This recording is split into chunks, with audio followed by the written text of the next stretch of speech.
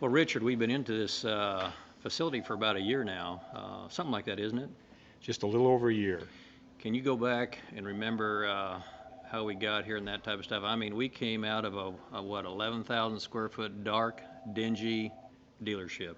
To 35,000 square feet of what we think is just about as ideal as we can get it. You know, when we reflect back on this whole project and that type of stuff, I know we didn't know where we were going with it, what type of facility we were going to build. And we had some questions. How are we going to get through this project? I mean, we had a lot of questions. And the one thing I remember is that the John Deere Place concept was out there, and we said, shall we go and take a look at this deal, or what shall we do with that whole deal? And I think that's where we really got off on the right foot. We went on a fact-finding trip, and we visited other John Deere places, and could see what was done right and wrong in those places. And that's the nice thing about John Deere Place.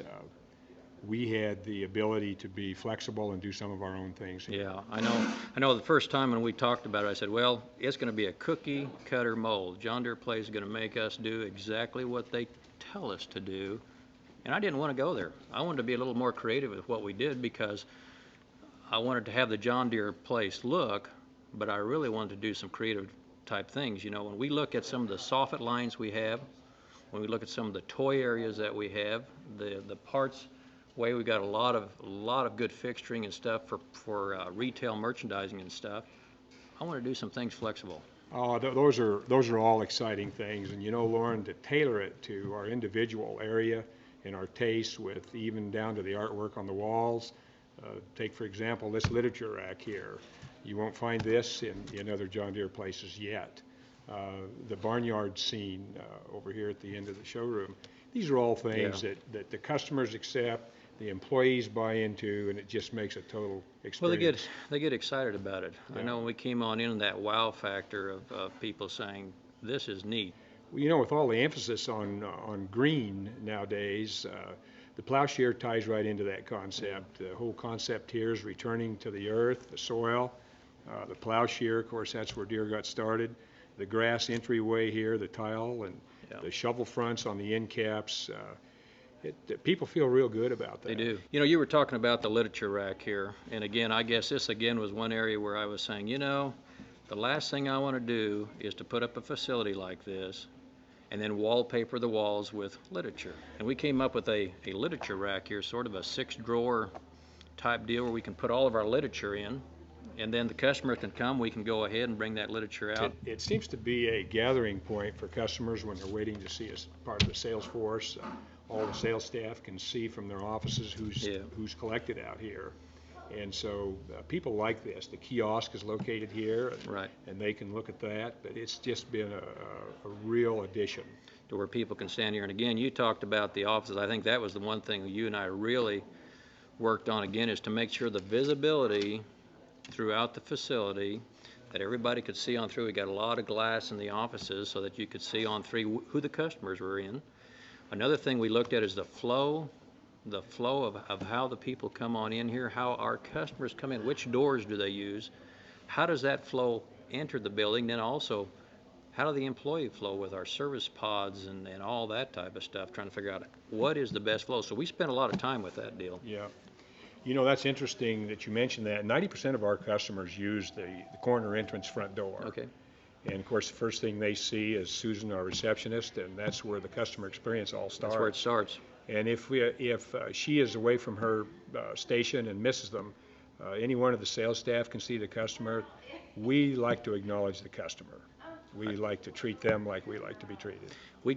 I think, again, when we were thinking about this, we said that'll probably be our focal entry, but at the same time, we wanted to have access with a side door to that person that really wants to come in, get to the parts counter, or get to our service manager and get his breakdown taken care of and get back out to where he didn't need to walk on through the whole retail area and that type of stuff. So again, we looked at it from the customer standpoint quite a little bit on that.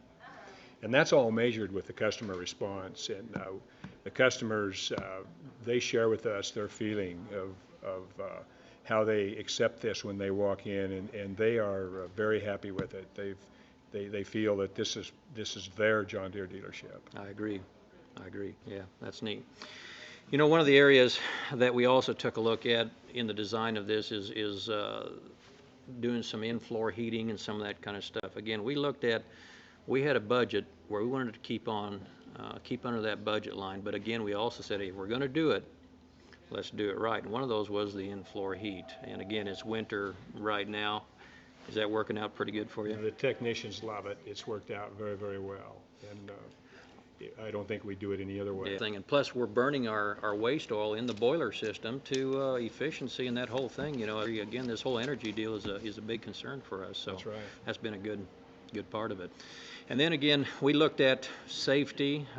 We said, you know, safety in that shop is got to be there, number one. Number two, productivity. What can we do to make our technicians more revenue generating, to get that revenue recovery where it needs to be? And so again, putting the overhead hoist system in on both sides right away from the get-go. Well, I can tell you one thing, we've never had anybody talk about leaving because of the facility. I believe that. So that's been a real plus for us. I think we've attracted some top caliber type individuals in our shop because of the facility we have. In just a little over a year, we've increased it by 5 people. By 5 people? Yes. And top quality type individuals again. Top quality, and you talked about our productivity with the bridge cranes and the added space, Right. bay space per tech. Our shop revenues continue to climb monthly. Yeah, and giving them that adequate space now to where they have enough bay space per technician to where they can get the stuff in and out. Even though they wait for parts, they can jump to another bay right beside and work that. That's been a good concept too. So. Another area, Lauren, that you and I have talked about a lot is the smart classroom that we incorporated into this dealership. Yeah. And it's worked out so very, very well in many different ways. We can seat 45 to 50 people fairly comfortably in every type of configuration, classroom, boardroom, or small groups, large groups. Yeah. But we've gone another step with our smart classroom. We have a lot of community functions in it, and this has given us a community buy-in. That whole and community exposure buy-in. to what we do. Yeah. So that's been powerful. Yeah.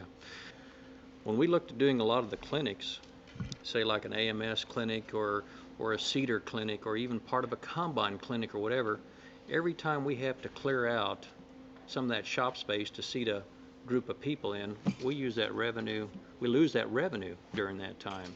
You know, Lauren, it doesn't take very long to measure the success of that. For example, we had one AMS clinic there with 45 people in attendance, and that was on a Friday, and the next week we sold 3 AMS auto steer systems. So it works. It really worked. Normally I would have stayed in the pickup, but today I came in to shop for some of the toys. I did my Christmas shopping here, and I had the best time looking for things for my grandson and my son. So that's my goal today. Richard, one of the areas that we sort of let our creativity go on, well, I guess a couple areas in this store we sort of let our creativity go a little bit, and one of it is that toy area. It's sort of got its own little house roof line and some of that kind of stuff. You know, are the kids enjoying it? Oh, I got to tell you, Lauren, I saw a young lad get let in there by his father the other day, and the look on his face and his comments were just priceless. And that just happens over and over and over again. The thing about that experience, even with a little kid, is he's going to want to come back to that. Yeah. You know, at our open house a little over a year ago, the day of our open house, we had about 1,200 people here. Yeah. We sold $10,000 worth of John Deere merchandise off this floor. Yeah. And this winter here, we had a ladies' night out just before Christmas, and have their picture taken with our CSR Santa Claus, and we sold about $5,500 worth on a cold, icy winter night. So that's exactly what it's meant for. It really works. And totally changed the dynamic of our customer. It's nice to see. It's nice to just look out here and see people shopping like you would in a department store downtown. Yeah. The other area that we sort of designed is you know, the barn doors with the chickens and the hay and all that type of stuff. That's been a real topic up there. It's been a fun thing. It's been unique in that it's our stamp. It's been fun to observe people observing that and to listen to their comments. Yeah. We have heard the story that once in a while we ought to put the hen up on the straw bale and put the rooster down on the ground. So, we try to practice that in our business.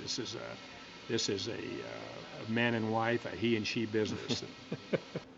that's just more of the flexibility that you can incorporate into a John Deere place that isn't stamped into the existing John Deere place criteria.